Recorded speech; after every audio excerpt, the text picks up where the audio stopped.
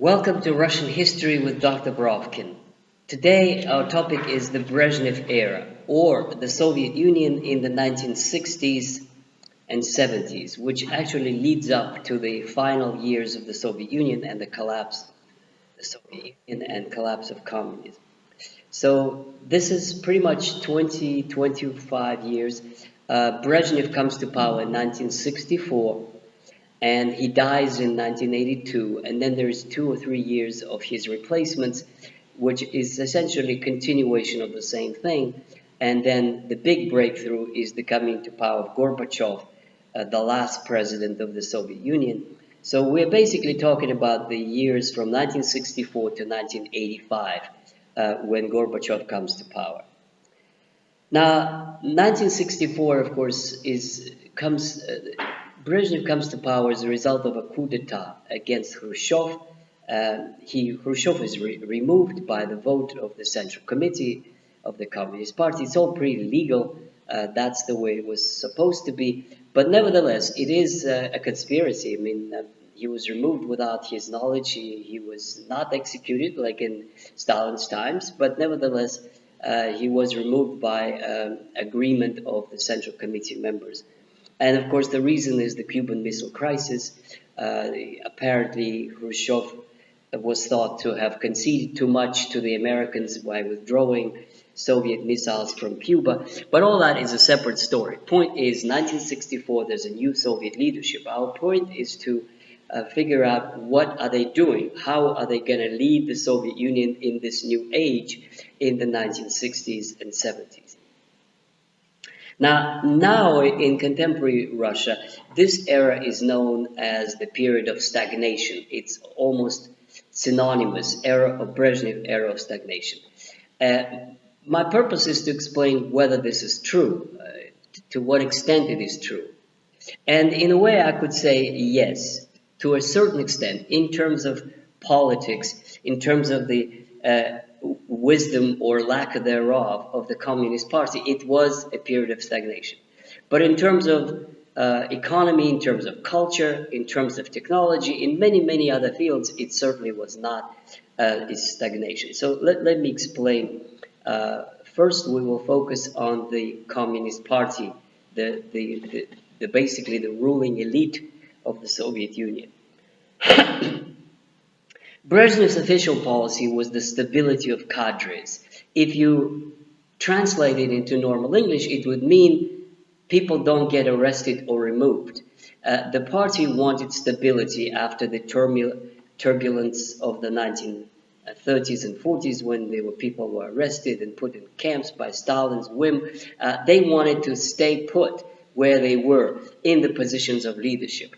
So in a sense, the party secretaries, you could say that was the age of the party secretaries. Party secretaries, pretty much as China today, are a parallel structure to the Soviets, to the system of state administration, and they were the ones who held the whole thing together. It's extremely important to understand the difference between the Soviets, which means city councils, and the official state structure, and the party.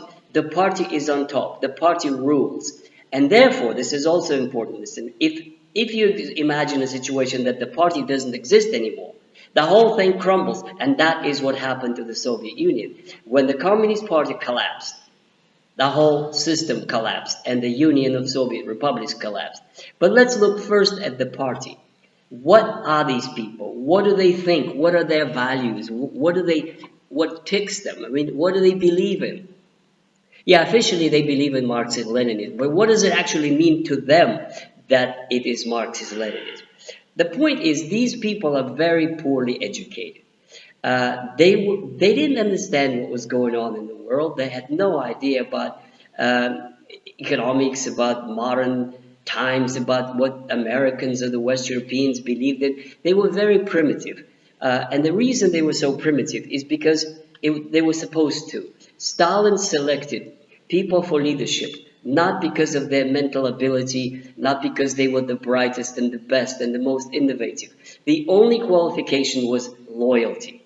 And in fact, the less educated you are, the more loyal you would be, because you would be afraid that you would be replaced by the smart ones.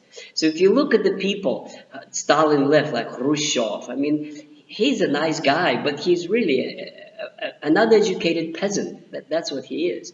And then people around him, Brezhnevs and others, they're not much better.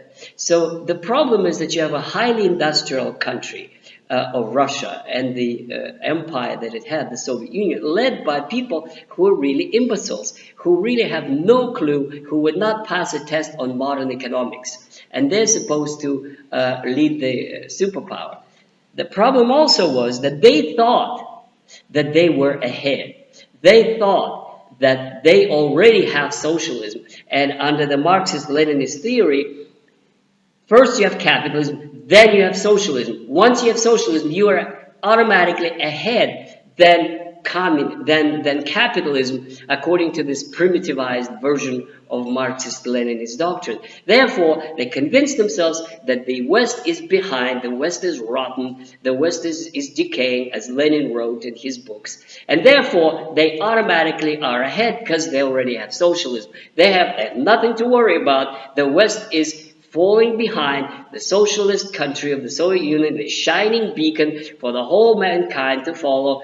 They settled into this comfortable, cozy lives and didn't think they had to do anything. And that was the problem in the vastly dynamic world that emerged after World War II.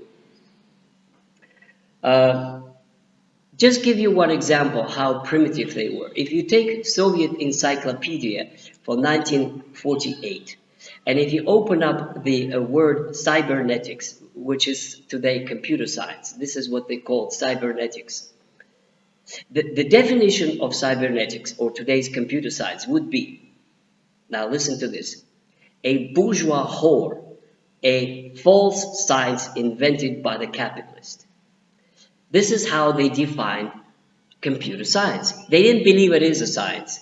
And to make it even worse and more insulting to this fake science, they called it a whore of capitalism, which of course shows their sexism, that anything that's bad is a whore. But in any case, it shows the stupidity of these people. It shows their total incapacity to understand where the world is moving, and they would have to pay a price for this. So the bottom line is the Communist Party I define like this. It's a self-perpetuating, self-recruiting, self-appointed elite of imbeciles, uneducated brutes who had been selected to power by Stalin and his successors, who were incapable, in principle, to lead a modern country, and their collapse was predictable. However, yes, it was a period of stagnation if you look at the party secretaries and the ruling elite, but this would be wrong to think that the Soviet Union as a country was in the period of stagnation. Because if we look at the economy, and all the things just went on exactly the way Stalin set it up. But you see, some things Stalin set up quite well. And if you recall, the industrialization was set up by Stalin. The building of these factories and steels and all these military hardware, that was set up by Stalin too, and that continued. More so, it continued with more vigor, because the shock of World War II and the shock of having the Germans march all the way to Moscow and then to Stalingrad was something that would shape Russian identity for a century to come, to the present day. Never again are we going to experience this kind of unpreparedness. One thing that you have to understand about the Soviet Union and Russia after World War II, they were totally paranoid about defense. And one can understand them with casualties like they suffered with the Germans walking all over Russia. They had a commitment to have the strongest army on earth for foreseeable future, forever. And that shows even to the present day. So the shock of defeat, or almost defeat, in the first half of World War II led the Soviets to continue with more vigor to build the best tanks, the best missiles, the best aircraft they could possibly do. And they did, and they still do. And they still produce the best tanks and the best missiles and the best aircraft. So industrialization continued. The new factories were going to be built, the new steel mills. The Soviet Union in the 1960s produced more steel than anybody else. I mean, more cement than anybody else. It was a big housing construction launched by Khrushchev. So it's not really an era of stagnation. There was a lot of stuff being built, and a lot of things were being produced, and some of this stuff was the best in the world, and that, of course, means the military. So, in education, it's also Stalin set it up. You cannot have a great industry without great universities and institutes, and Stalin set up this vast system of free education, great universities that were attached to, it's called scientific research institutes, all paid by the state, that were producing incredible innovation in military technology.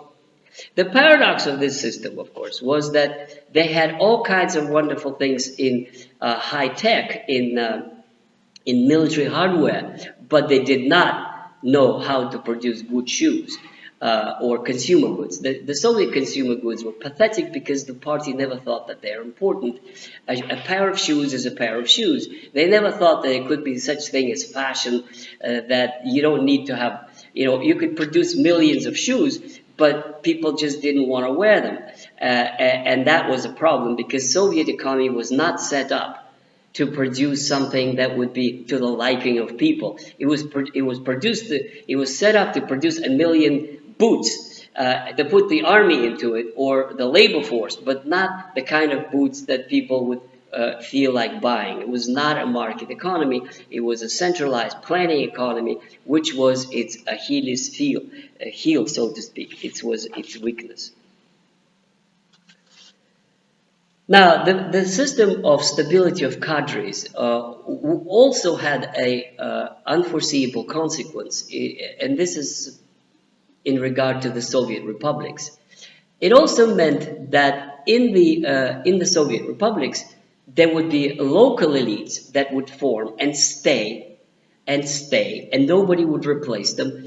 And they liked their power so much that when the center weakened, I'm explaining to you the collapse of the Soviet Union.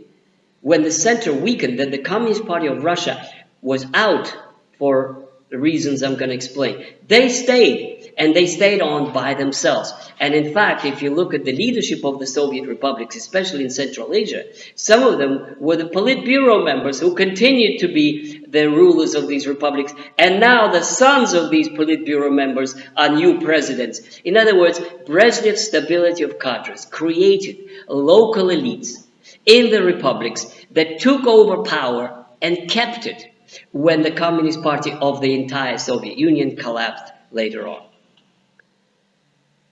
But now, the problem with this Stalinist economic system was that it was very good for industry. It was not good for the party. It produced stupid leadership. But it was also not good for agriculture. And that's the second Achilles heel of the Soviet system. As you know, Stalin feared peasants. Stalin killed 10 million peasants in so-called collectivization, which is not collectivization, but subjugation of peasantry. The Soviet agriculture never recovered. Collective farms were a disaster. They couldn't produce enough grain in a country that used to export grain, in the country that had more arable land than any other country in the world. The biggest country in territory in the world couldn't feed itself. That is political consequence of Stalin's rule of collectivization and the decimation of Russian agriculture. The first signs were in 1961. There was a grain shortage. There was conditions close to famine. And if that kind of continued, the Communist Party of the Soviet Union would have had to do something because they would fall. And then, fortunately or unfortunately, the Soviet Union had a godsend. And that's the discovery of oil in Siberia. All of a sudden, they realized they were sitting on billions and billions of dollars of wealth, oil and gas, in the early 60s. So they they started building a pipeline. And then, as you recall, I told you, Willy Brandt comes to power in West Germany with his Ostpolitik and the desire to have good relations with the Soviet Union, and they strike a historical deal that changed the history of Europe and of the Soviet Union and of Germany and of the Cold War, the construction of oil and gas pipeline to Germany, which generates $20 billion of revenue to the Soviet leadership. And that saves the Soviet Union for another 25 years. One could make an argument. If it wasn't for that money, they would have to reform. They would have to do something because there was nowhere else they could take the money to feed their people. They would have to reform their agriculture to feed themselves. Now they had the oil money, so they didn't have to do anything with agriculture, and Soviet villages continued to decay. Soviet agriculture continued to go down, and they could compensate that money from the oil revenue. So yes, it is stagnation, stagnation of agriculture, stagnation of the party, but not stagnation of industry. And most importantly, let me put it this way, the Soviet system of the 1970s is a system of self-appointed oligarchy, of empty formulas, of KGB control, of fake democracy, of the technological lag behind the West, of promises that haven't been fulfilled. But that in itself holds in a revolutionary promise. The new generation would shake off the rule of the party secretaries for the values of democracy, human